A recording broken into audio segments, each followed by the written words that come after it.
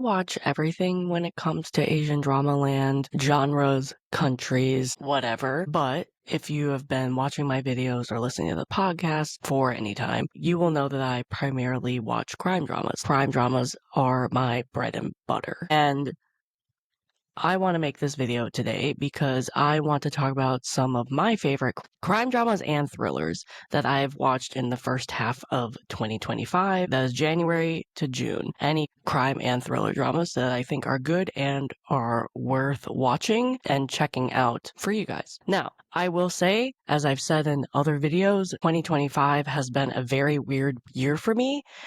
Part of it is I've rewatched a lot of things for podcast episodes and just in general. I'm going to include these in this list, even though they're probably biased because I like them already, which is why I rewatch them to review them. If these weren't included on the list, I wouldn't have 10 dramas, but I feel like if I still like them after the rewatch, why not include them? You are not going to only just get 2025 dramas on this list. Actually, you're probably going to get a lot of not 2025 dramas on the list because, again, I have not watched a lot of 2025 dramas. If you have any crime, thriller, 2025 dramas that you think I would enjoy, please put them in the comments because I know I've missed a lot and I have a long list that I still need to check out.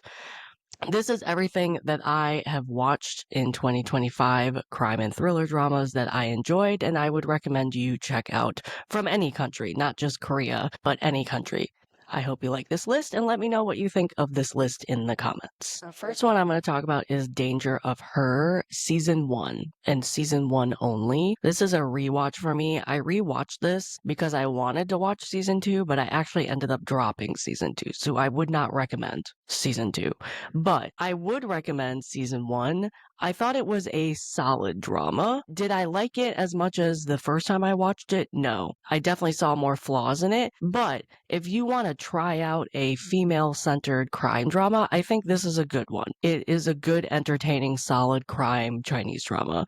This is about 4 women, specifically one woman. Her husband is abusive or wants to get away from this abusive relationship and her friends help her out. And she kind of also wants to get revenge. So it's like a crime, revenge, girl power crime drama. I forgot how ridiculous this ending was, and then I rewatched it and realized how ridiculous it was. But I still loved the psychological warfare that these women did on their significant others, especially the one woman's husband, but other men got involved eventually, and they got their revenge. So I think it's still a decent crime drama.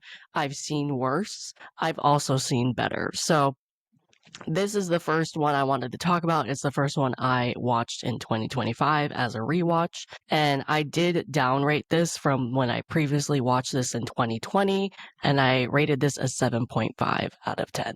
Second drama I want to name, and of course, everybody's going to recognize this. It was a phenomenon when it was on. I was late finishing this because I was really far behind and then the holidays hit, so I didn't actually finish this until February. I was spoiled on pretty much everything till the end because it was everywhere on social media and you could not escape it, and that is When the Phone Rings. I rated this an 8.5 out of 10. It wasn't perfect, and a lot of people will agree with me on this, but I will say, if you go into this drama with no expectations and you kind of turn your brain off and you kind of just watch it to enjoy it, I think you will enjoy it a lot more than if you try to analyze things, because you will find plot holes galore. The chemistry and the lead couple is everything. I loved them. I loved their progression. I loved how their relationship changed from beginning to end. I loved the pacing of the drama in general. I thought it didn't really have any slow moments, which we always like. I personally loved the mahjong elements, but I know mahjong elements aren't for everybody. For me, the crazier the better, even if it doesn't make sense. And in this story, it does not make sense. The mahjong does not make sense. That's why I said you need to turn your brain off if you're going to watch this. Definitely has plot holes, but if you turn your brain off and you don't really care, you'll enjoy it a lot more. Also, because I was spoiled on the ending of this drama, I thought I would hate the ending as much as everybody else, and I still did. I still did not like it, but I didn't dislike it as much as I thought I would. So there's that. I still rated this an 8.5 out of 10. There's better ones out there, but it's also not the worst thriller crime drama out there. I feel like this is like a good introduction if you want to let a friend to start watching Korean dramas or Asian dramas in general.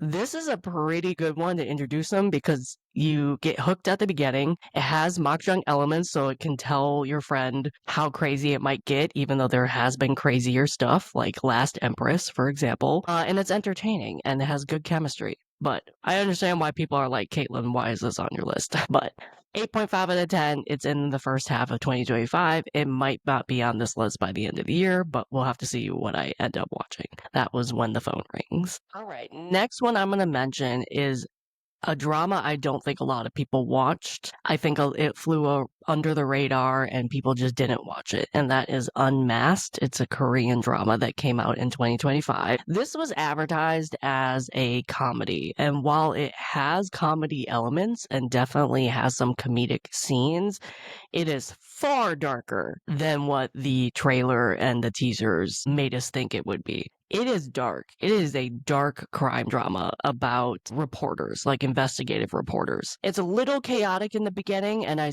know some people who dropped it because it was like a little too chaotic, didn't know where it was going, had no direction type situation. But I think it found its footing eventually. You kind of watch this for the chemistry of the cast. The chemistry of the cast is amazing. The leads need to be in a romance drama together because they have unbelievable chemistry and they're just like colleagues and there's no romance in this whatsoever. The acting is superb, but I will say the villains were unbelievable. Like their acting was amazing and they kind of overshadowed the leads a little bit, which I found kind of fun because I like watching villains. So if you want a good villain or multiple villains, please check out Unmasked because their villains are nuts and crazy and delicious, even though it's a really, really dark crime drama. I wish we did get more background on the main cast. They kind of skimmed over some of it a little bit, but I'm not mad at it at the same time. And I just know a lot of people did not watch this one. Definitely left it open for a season 2, so that might be a turnoff for some people. For me, I would watch a second season, especially to see the trio work together. But I think a lot of people just did not watch this drama, and I thought it was very good, and I gave it an 8.5 out of 10. Was it the best crime drama ever? No. Was it entertaining, and I will recommend it to people to check out? Yeah. So that was Unmasked. I gave it an 8.5 out of 10. The next crime drama I'm going to talk about is a older Chinese drama. It is quite well known and sort of a classic if you are into crime Chinese dramas, and that is Medical Examiner Dr. Chin Season 1. This is a rewatch for me, so I might be a little biased. I like this crime drama a lot. I like this crime series a lot. China has done many, many dramas underneath this series. Some are better than others. This one I think is good. I think it's great, especially for the first season ever. It's a little wacky and can be a little cheesy, but I think that's because it's an older drama. It's like 2017. I think 2016. I was close. May seem a little cheesy, a little wacky, but I kind of was the 2016, 2017 vibe when it came to crime Chinese dramas. Still a classic, solid crime drama in my opinion, but I might be a little biased because this is a rewatch. It's a little dated, and you can definitely tell it's a little dated. The cases, though, I think are still interesting. Some are better than others, of course. I also forgot how episodic this C-drama was when I rewatched it. Trio is still fantastic. I love their chemistry. I love their vibe. I love their relationship. It's not a perfect drama. You will see flaws, but it's fun. It's a fun crime drama. And I also forgot because this was season 1 and they were going to do a season 2. USA never got season 2, so I have never seen season 2. And I forgot the big bag case that was in season 1. It never addressed in season 1 because they saved it for season 2. Also, if I remember correctly from like reading reports and news articles for when this came out, this is really the first autopsy-centered and medical examiner-centered Chinese drama. So don't watch and eat because you will see stuff, even if it's an older drama. I think the effects still hold up. I think it's well done, and I think it's worth a watch, especially for this classic series when it comes to Chinese crime dramas. Rewatch this in the first half of 2025. I gave it an 8 out of 10. I would recommend this one. All right, Connection, the K-drama from 2024, one of my favorite crime Korean dramas of 2024. I rewatched this for a podcast episode review that I was guesting on this year. Still loved it. Still gave it a 9.5 out of 10. It is still one of my favorite crime Korean dramas, and not a lot of people watched it, and not a lot of people were talking about it. It's nearly a perfect crime Korean drama for me, except for some minor issues, especially near the ending. Like one storyline I didn't think was even needed. One twist I don't think was really needed. My opinion, Ji-sun's best role. I know like Kill Me, Heal Me is one of his more famous. He's really good in that, but I think this is his best role. His acting was really good. And I remember when this drama was announced because it is a drug cop getting high on drugs, like forcefully getting high on drugs, and he works in the drug unit and he has to hide that he's high on drugs to his unit, all while trying to figure out who did it to him. That concept for a Korean drama, I was like, how are they going to pull this off? How are they going to do that? They do. Connection really does, and I highly recommend this one. Cinematography was really neat, especially when shooting those scenes when he was high. Definitely high anxiety and intense to watch. I could not recommend this crime drama enough. Maybe bias because again, it was one of my favorites of 2024 and I rewatched it again and it still holds up. So I might be a little biased in this review. Flower of Evil is another rewatch that I did in the first half of 2025, do a podcast episode. So I'm not going to talk a ton about it. I do have a podcast episode out on my podcast for it. I have rewatched this 5 times. It is one of my favorite thriller crime Korean dramas of all time. Even though I know there are issues with the ending, I still have them. It's not a perfect one, but it's nearly a perfect one, 9.5 out of 10. I have rewatched this 5 times. I am very biased with this opinion. If you have not watched Flower of Evil, please go and watch it. Please do. It's not a perfect drama. It really isn't, but if you are looking for like okay, I only watch romance dramas and I want kind of to try a crime drama, do it with this one because you have a very, very solid romance with this, even though it's a crime drama. And I think this is a good segue into crime dramas. You have a solid romance with this, and you have complicated relationships with the characters, and you also have a good crime story. You also have a psycho villain. You will end up hating multiple people, but it's so good. It's so good. And I know this is really biased. I rewatched Flower of Evil for the 5th time in 2025, and I can't recommend it enough. All right, I have 4 more dramas to talk about. I'm not sure if this next one would be considered a thriller or crime drama, but I'm going to include it anyway. And so if it's not, please let me know. And that is Study Group. I knew just by watching a trailer and teaser I would like this drama. I really did. But I loved this drama. It is one of my top Korean dramas of 2025, hands down, 10 out of 10 for me.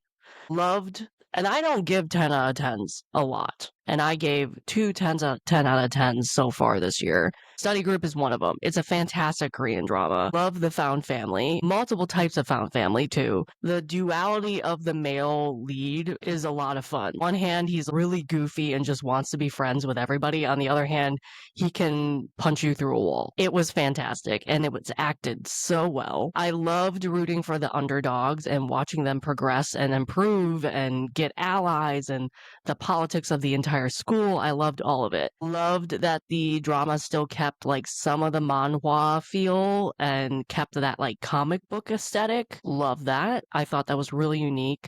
The fight choreo and the fight scenes were a lot of fun and very well shot. The cinematography is fantastic in this drama. Trigger warning, it is violent. I mean, it's about school bullies and a guy who stands up to his friends. I mean, it's violent. Is it as violent as Weak Hero? I don't know because I haven't seen Weak Hero, but the vibe is different for sure. Weak Hero, for what I've seen on social media, is depressing. Like, it's sad because the guy's getting bullied. Study Group, yeah, he's getting bullied, but there's a lot more comedy to it. Still violent though, so if you can't stand violence, don't watch it because it's very violent. I love this drama. It's 10 out of 10. Is it a crime thriller? I'm not sure, but I'm just gonna put it in here anyway. That was Study Group, 10 out of 10. Buried Hearts. Oh, Buried Hearts. What am I gonna do with you? I'm including this in this list, knowing that some people might not agree with me, and I get that. It started off so strong, like the story and everything. And then the ending, we had issues with the ending. One of the major reasons why I'm including it in this list, though, is this is by far one of my favorite Park Hyung-sik roles. By far. I need him in another revenge drama. I need him in another revenge drama. The other thing is, it's about a chaebol rich family that has secrets, and it obviously had some makjang elements. I'm a sucker for that setup. It's no surprise I enjoyed this drama. Loved the main villain. I loved the main villain. But I will say, so many other characters became like side villains that kind of irked me a little bit, but the main villain was delicious. And I loved him going head to head with Park Hyung-sik. The romance was nice in this, but I don't really think it was needed because it stopped halfway through, but it was a nice break with how much tension and crime thriller parts of this drama was. But was it really needed? I'm not sure. Some characters were a little predictable and with their ending and was kind of anticlimactic because of that, and it was clearly set up for a season 2. Will we get one? I don't know. Would I watch one? Probably, especially if Park Hyung-sik is this same character. But some people might not agree with me on this. Now, as I said, I'm kind of nitpicking with these choices because 2025 has just been really weird, and I would not have even included rewatches on this list, but I had slim pickings. So I still rated Buried Hearts an 8.5 out of 10. I have a review of this on the channel if you want a full in-depth review. But I'm sure some people don't agree that this is on this list. And it's probably on this list because I haven't watched some of the other really well-known crime dramas of 2025 yet. I already know there's one that I watched in July that would be on this list if I actually watched it when it aired. But again, I'm including dramas from January to June. So it will probably show up in my end of the year list. But that was Buried Hearts, 8.5 out of 10. Mercy for None is probably no surprise to be on this list. This is a fantastic revenge thriller crime drama. Trigger warning for violence and gore. There's a lot of it, and you see a lot of it. That's not your thing. Don't watch this one. I just like the fact that this is a straightforward revenge plot. You don't need a lot of depth to it. You don't get a lot of depth, really. It's just a straightforward guy wanting revenge, and will he get it or not? Sometimes you just like a straightforward revenge story, and I think Mercy for None really pulls that off. Soji Sub, fantastic in this role. Really good in this role. I can't really imagine anybody else doing this. I'm sure there would be other people that would be fantastic, but he just fits the role so well. Fantastic fight choreo. I loved the different camera angles and cinematography they put with the fight choreo because it enhanced the fight scenes really well. There was this one, Soji Sub flipped a guy over and they rotated the camera with the flip, and I was so impressed with that. I'm sure that's not the first time anybody has ever done that, but it stood out to me. A few things at the end did disappoint me, especially with one character's ending. I did not like it, but overall, really would recommend this. It's short. I rated this a 9 out of 10, but again, trigger warning for gore and violence for sure. And last but certainly not least, we have Erased, the Japanese drama. This is a rewatch for me, so I'm very biased in this review. I rated it a 9 out of 10. I love this crime Japanese drama. I really do. It still holds up. It's from 2017. Cinematography is beautiful, especially with the snow scenes. I love the time travel aspect of this. Trigger warning for child abuse and child death and crime against children. If that's not your thing, do not watch this, really. It's a hard subject matter to watch, for sure. Acting was great. I loved this Japanese drama. If you want my full review of this, I made a video about that. I also reviewed the anime as well, so feel free to go check those out. But that is my bias review of Erase, the Japanese drama, because I rewatched it. I just love it. I loved it in 2017, and I loved it again in 2025. And that is it. That is my list of crime thriller dramas that I watched in 2025 that I would recommend that you check out, especially if you're a lover of crime dramas. I realize, obviously, that some of these are, not some of them, a lot of them are rewatches. And normally, I wouldn't have those rewatches on this list, but if I didn't have them on this list, there wouldn't be a list, really. I haven't been having a good drama year for my own personal thing. I don't think it's the dramas, I think it's me. But why not include the stuff that I rewatch? Because maybe some people haven't watched it for the first time. I'm sure this list will change by the end of the year. I want to do an updated list on this. And again, because I kind of want to emphasize crime and thriller dramas on this channel, not always, but overall, I want to make more crime thriller videos. And so if you have watched some of these dramas, please let me know what you think of them. If you do watch them due to my video or recommendation, please come back to this video and let me know what you think of them. But thank you for watching. That is the best crime dramas that I watched in the first half of 2025.